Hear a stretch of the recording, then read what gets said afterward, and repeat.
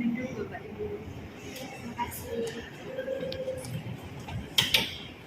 Sebelumnya saya izin menanyakan mengenai identitas Ibu terlebih dahulu ya. Ini dengan Ibu siapa? Ibu Iva, Ibu Iva dengan usianya berapa? 24 tahun, 24 tahun. Ini kehamilan yang keberapa ya Bu? ke-7 bulan. Ke-7 bulan. Ini berarti anak pertama ya Bu? Iya, Ibu. Baik. Tadi Ibu tadi merasa sering sesak nafas ya? Iya. Baik. Sebelumnya apa Ibu ini ada riwayat punya penyakit asma ya? Tidak ada Ibu, tapi semenjak saya memasuki usia kandungan 7 bulan ini, saya semakin merasa sesak, terus mau nafas saja tuh rasanya kayak ada yang mengganjal gitu loh, Bu. Baik, berarti di sini saya akan sedikit menjelaskan mengenai penyakit asma ya Ibu. Penyakit asma merupakan kelainan saluran pernafasan yang ditandai dengan inflamasi saluran nafas dengan saluran nafas akut akibat adanya stimulasi oleh berbagai macam alergi. Untuk penyebabnya tuh bisa terjadi asma di kehamilan istri saya tuh kenapa ya Bu Mida? Baik, karena ada beberapa faktor ya Pak penyebab timbulnya asma itu seperti alergi, seperti bulu binatang, lalu infeksi saluran nafas, pengaruh udara, dan faktor psikis dari ibu sendiri.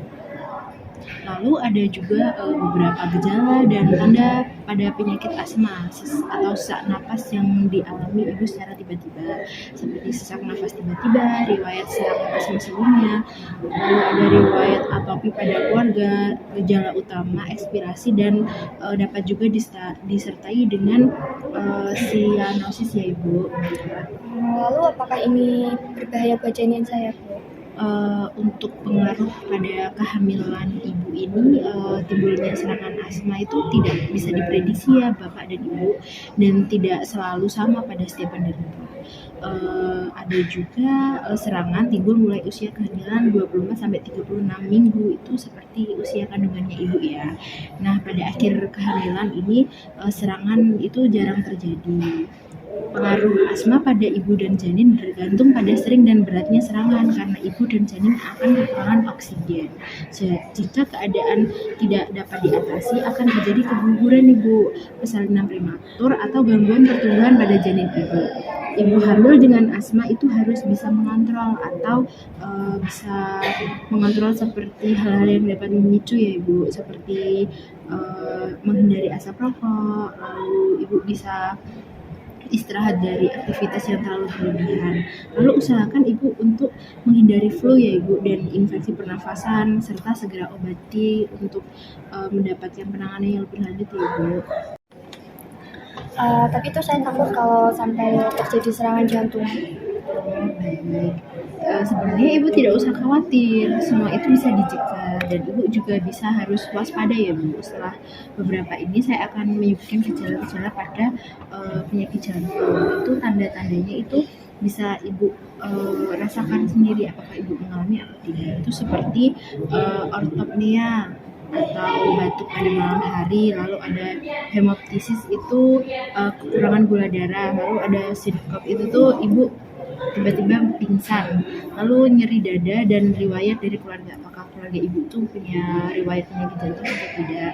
Dan ada juga nih klasifikasi beberapa penyakit jantung Bu, seperti di tahap 1 itu tuh sama sekali ibu tuh tidak ada pembatasan fisik. Lalu tingkatan kedua itu tuh ibu perlu membatasi kegiatan fisik sedikit secara signifikan. Ibu akan melakukan pekerjaan sehari-hari. Itu tuh biasanya tandanya itu jantung ibu tuh selalu berdebar-debar. Lalu yang tahap ketiga itu tuh sangat mudah merasa lelah dan timbul gejala-gejala lain yang melakukan pekerjaan ringan sekalipun ya ibu. Lalu yang klasifikasi terakhir itu tuh pasien memperlihatkan gejala itu tuh jantung, walaupun ibu lagi diam, itu tuh jantungnya itu bakal memompa secara keras ya ibu. Jadi ibu tuh akan merasa deg-degan yang berlebihan. Begitu ibu. Untuk penanganan nih bagaimana ya Bu? Saya khawatir jika itu semua terjadi nantinya. Tadi kan saya sudah menyebutkan ya tahap-tahapnya dari 1 sampai ke 4. Nah, jika ibu masih di tahap pertama, ibu tidak memerlukan pengobatan. Lalu jika ibu memasuki tahap kedua, ibu memerlukan pengobatan. Tetapi ibu harus menghindari kegiatan fisik ibu.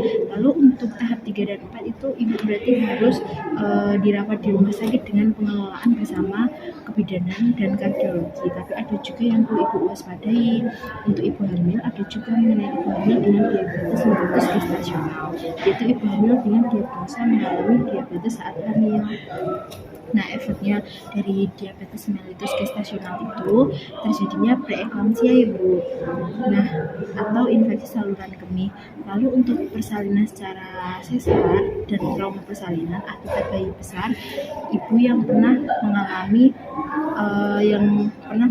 diabetes ya Bu, pada saat pasca persalinan akan mengidap diabetes mellitus atau toleransi glukosa akan terganggu, yaitu efeknya pada janin akan mengalami hambatan pertumbuhan, janin cacat bawaan. Lalu ada janin yang hipoeklamsia. Lalu apakah ada yang perlu ditanyakan lagi Bu? Terus untuk mencegah agar saya tidak terkena diabetes gimana Bu? Ibu itu bisa melakukan seperti kerjasama dengan dokter, lalu untuk dukungan dari keluarga juga, lalu konsultasi ke ahli gizi, diet yang baik, kenaikan berat badan yang terkontrol, olahraga dan istirahat yang cukup, pengaturan obat, pengaturan gula darah, pemantauan air kemih, kelahiran dini. Bagaimana Ibu? Apakah Ibu sudah paham dan apa ada yang perlu ditanyakan lagi?